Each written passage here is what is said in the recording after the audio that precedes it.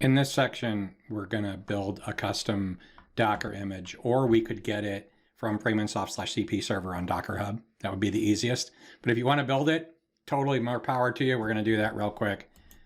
And basically, all we need to do, do I have the commands in here? No, you know what? We're going to go to the GitHub repo, which has an awesome README because I wrote it.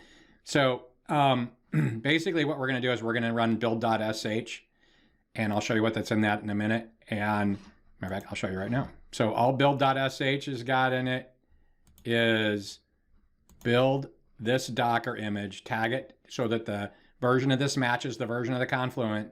We're doing also add a build timestamp. So we're actually going to multi-tag this image. And the only thing we do is we are going to use the, we're going to use this Docker file, which basically all it does is gets the Jolokia jar and it adds it in the right place. Okay, and we do some labeling and that kind of stuff. So that's all we got here. We're gonna run this script to build the cluster. Now, if you want to get it off a Docker Hub, then it's no big deal. You can just run the compose. So what I'm planning on doing here for the demo, run the build, deploy this, hit the endpoint, and hit the Jolokia endpoint so that we can see that we actually have this custom container, because the endpoint doesn't work if you're not running the Java agents. That's a Jolokia Java Agent. So let's go here. We can see maybe, I don't know what the quality of this is going to be. And I'm going to just do a bash build.sh.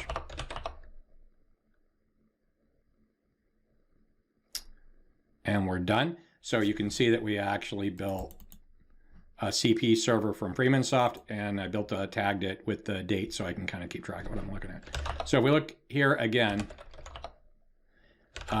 if I do a docker compose -f docker compose Kafka up,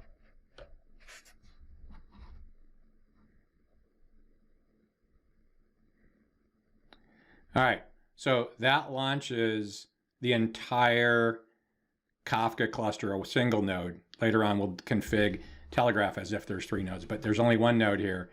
And I can see if the broker's up, if I hit this endpoint. So you can see here, this is all of the JMX beans that were exposed by Kafka, because it's Java, exposed by Kafka, and they're now forwarded or made available on a REST endpoint that we can use to go see what's happening. And this is like 3 megabytes on my system. If you want to see kind of what it really looks like, there's actually some sample output in here. There's 2 sample files, and they're really big. So if you want to go see kind of what's available in a standard thing, that's good. The only other, you know what? That's good enough. The only other thing here, so these JMX metrics, the next one we do, we're going to walk through the Telegraf config. There will actually be JMX metrics from all of the cluster. They actually, all the nodes in a Kafka cluster push data into a topic, into their own topics, and then we can actually expose those as JMX beans, and then we can pull them into our Grafana dashboard. So this is it.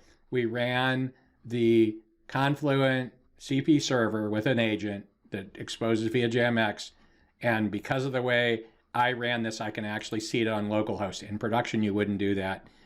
In my Docker compose file, I actually, that image has got it. We also have to tell it to enable the Java agent on all interfaces. You could do it only on the Docker net, or you could do it on everything. And then I exposed that port to my local host. If you were running a multi-node cluster, you wouldn't expose it to multi-host, local host to the local host. You just need to make it available into the Docker network so that Telegraf can pick up the data. That's it. Try it.